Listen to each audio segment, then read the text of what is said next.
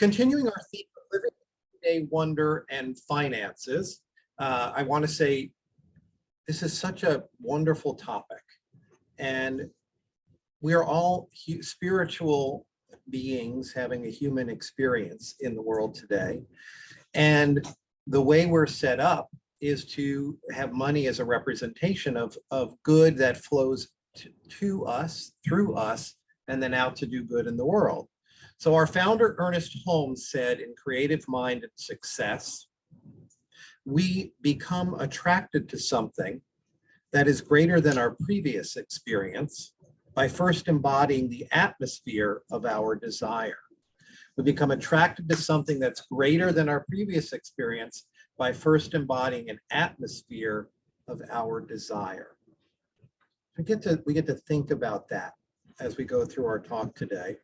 But I also want to share from Ralph Waldo Emerson, just as importantly said, let us take our bloated nothingness out of the path of the divine circuits. Let us unlearn the wisdom of the world.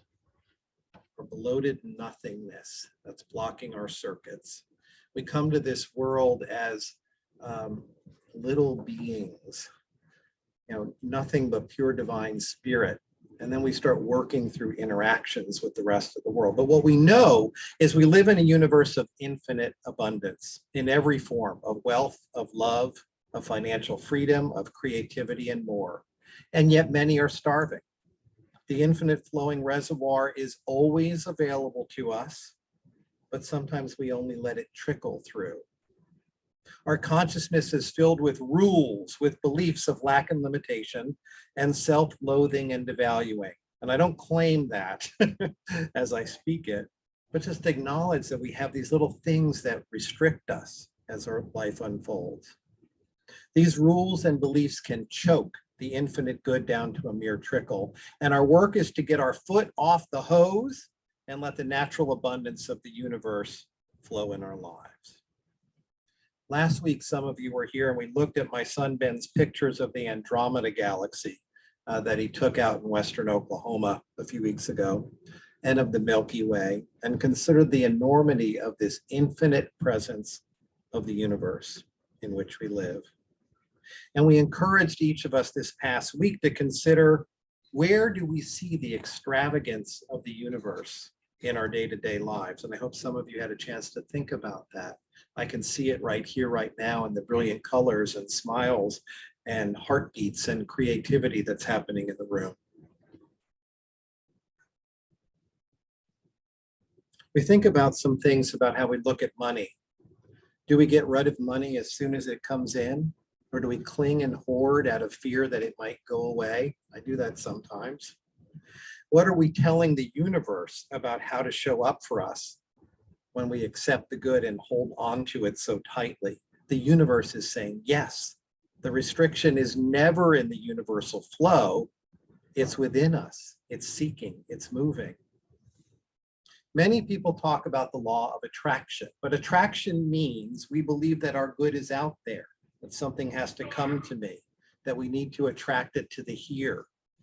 But this is as commonly erroneous as thinking that the sun was going around the earth.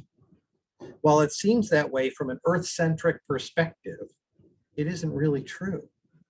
The real law is the law of radiation. What we radiate or express out then becomes our experience in our life. I like that, the law of radiation. What we radiate or express out becomes our experience in life. If I have dysfunctional beliefs, and I have a fair number of those, about wealth, that is what radiates out and is reflected back to me. If I'm not living in true prosperity, then I need to consciously connect with the infinite self and recognize that my desires and beliefs about money include that I am both the source and the conduit for good and money to flow through my life. Now, a few years back, I took a day off from work. Brad's laughing. And I caravanned with Kim and 7 teenagers to a swimming hole about an hour from Tulsa. It was our early summer ritual to make this drive out while the river was flowing strong and the water is cool and refreshing. When we get there, we'd line up on the top of the dam where the river moved downstream. We'd all count to 3 as we held hands and leapt off of the waterfall into the deep pool below us.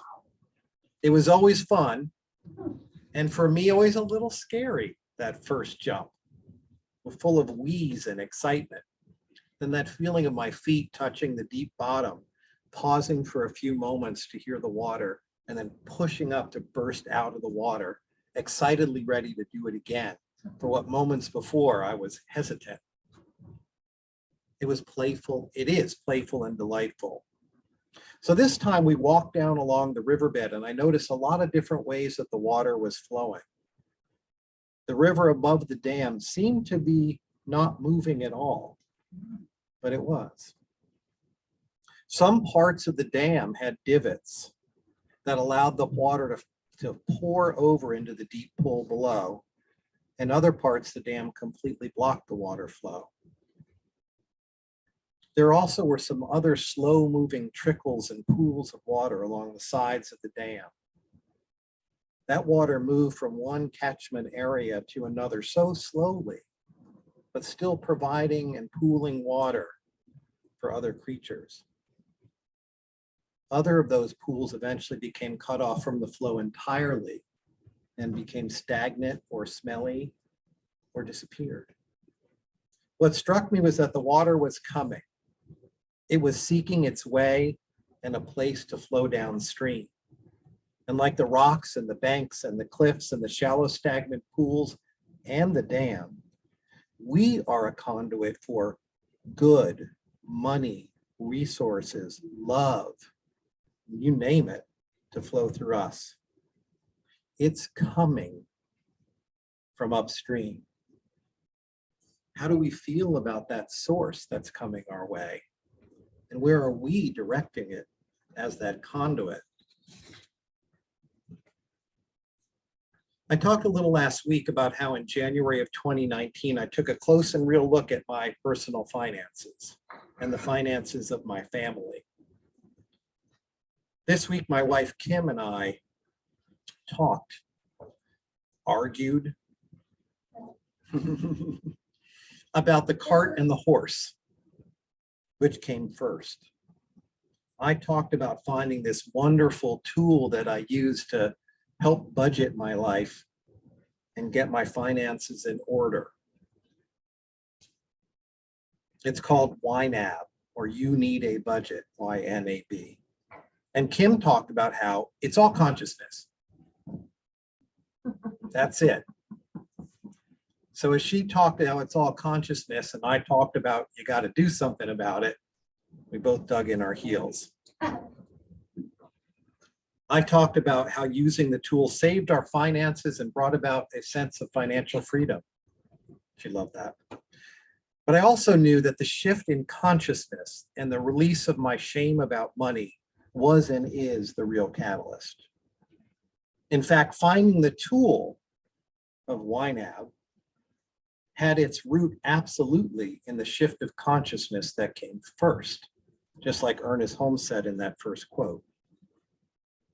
So I'm an accountant by background, someone who gets giddy over balancing my checkbook down to the penny. And it's true that YNAB changed my life and took our family finances from tens of thousands of dollars of credit card debt to debt-free. Of course, the tool doesn't work unless you use it. Or did that tool change my finances? YNAB is a tool, and people use tools to get things done. So in our case, our financial situation was something that needed fixing, but I didn't have any tools to fix it with. I had an intention, finally. It was New Year's Day at my sister's house in New Jersey. I had been meditating. I was sitting quietly on the couch, and I felt a shift, and I asked Spirit to help me. God, through Google, offered me YNAB as that tool. It calls itself a tool, and that alone helps people feel helpful, which in turn empowers us. We feel a lot more empowered to hammer a nail if we actually have a hammer, right? Feeling even the tiniest bit hopeful help empower and raise my expectations and my vibration instead of sitting with shame or ignoring. For years, our family had felt kind of powerless about our finances, particularly with a spouse who earned close to zero per year and used the credit card to purchase adventures and travel because it's just money. It's an infinite universe. And I'm quoting her here.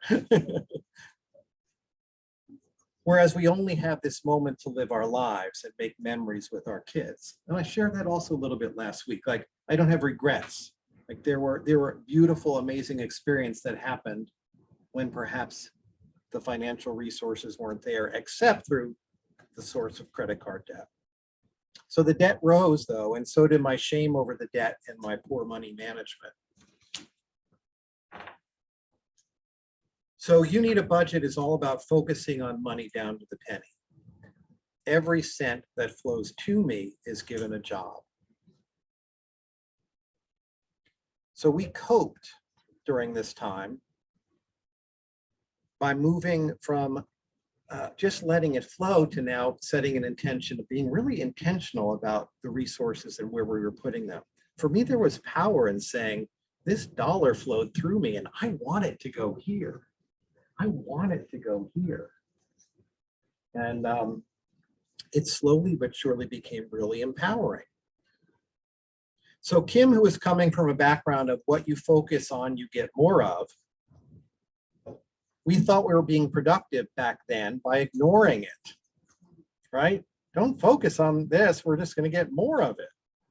But we really weren't ignoring it. Now, maybe that'd be true if we were, but instead we were subtly stressing or even ashamed of it, ashamed of ourselves for having it and doing our best not to think about it. But because YNAB is about taking stock of one's financial situation in the here and now, I could no longer ignore it, nor deny that debt or ignore my shame. By facing both the shame and the situation, I opened a door that had been closed for a long time. And you know, when you open a door, a box, even a Pandora's box, things begin to flow again. And when things begin to flow again, we feel better and more hopeful. And then we get to feel more better and more hopeful things to feel that way about. There was a power in being grateful for the money that flowed through and directing it then in a way that felt really, really good. But the real rocket boost for me in this process came in the form of testimonies. Like a good 12-step meeting or a come to Jesus church, the testimonies of YNAB users were what really nailed my conversation. There's an online community, right? These testimonies, normalized my experience. It happens. They too had gotten themselves in debt. They too had felt terribly about themselves, which helped lift me out of the shame, right? I'm not the only one in the world experiencing this perfection that doesn't feel like God. But even more powerful was the success in their stories. By using their tool, they were able to become or had become debt-free.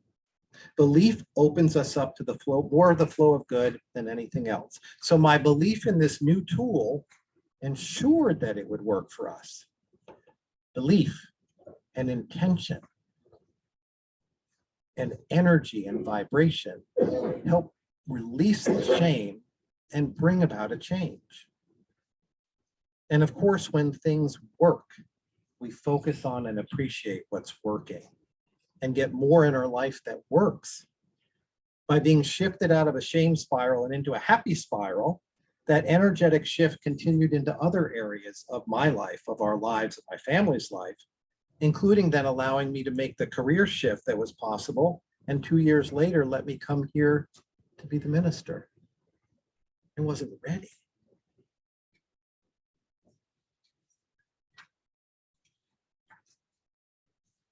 But it wasn't really the software that made the change. It wasn't using money this way instead of that, or putting money here instead of there, although those practices were all useful. It was that I began to feel empowered instead of powerless, good about myself instead of ashamed. I believe that good things could happen with these strategies, and so they did. There's something about the good vibes of others that ripples out to us if we are receptive, just as the goodness of life is available to us if we are open. Just a smile from another can brighten our day if we get out of the complaining, stressful, poor, pitiful me stories going on in our heads and allow that smile to actually reach us. Am I receptive to the smile that another's offering me? So in our teaching in the Science of Mind philosophy, we have a practice called holding the high watch. This means holding the truth of someone or a group or a congregation or all of humanity as being nothing less than perfect, whole and complete emanations of love. It is this atmosphere of total acceptance and positive regard that people's negative stories begin to dissipate, replaced by the loving truth. The higher one goes vibrationally, the less negativity can exist there because it is not the truth. So often when we're moving through life and we come up to someone with a particular challenge, I know when I do, it's so important to be able to let it out and have a friend, a colleague, a practitioner, a minister who can really, really see the truth that's beyond that. So for anything lacking in our life, there's an opposite, absolute, perfect quality of spirit. That's the antithesis of what we're missing in our lives. And there's power in holding that, having someone else hold that high watch for us when perhaps we can't see it ourselves. So when we encounter someone who can be that vibration for us, and we're in a place of receptivity, it can transform us and take us up with it. It accomplishes this not because they have something we don't, because they are just in a state of truth that taps into our nature of truth. They don't give us something. They remind us, though, the truth that they are emanating of who and what we really are. In other words, choosing to focus on and feel love not only makes us feel really, really good, it changes our lives. So let's take our bloated nothingness out of the path of the divine circuits. Let us unlearn the wisdom of the world. And thank you to Ralph Waldo Emerson. We're going to take a moment right now and do a quick prayer.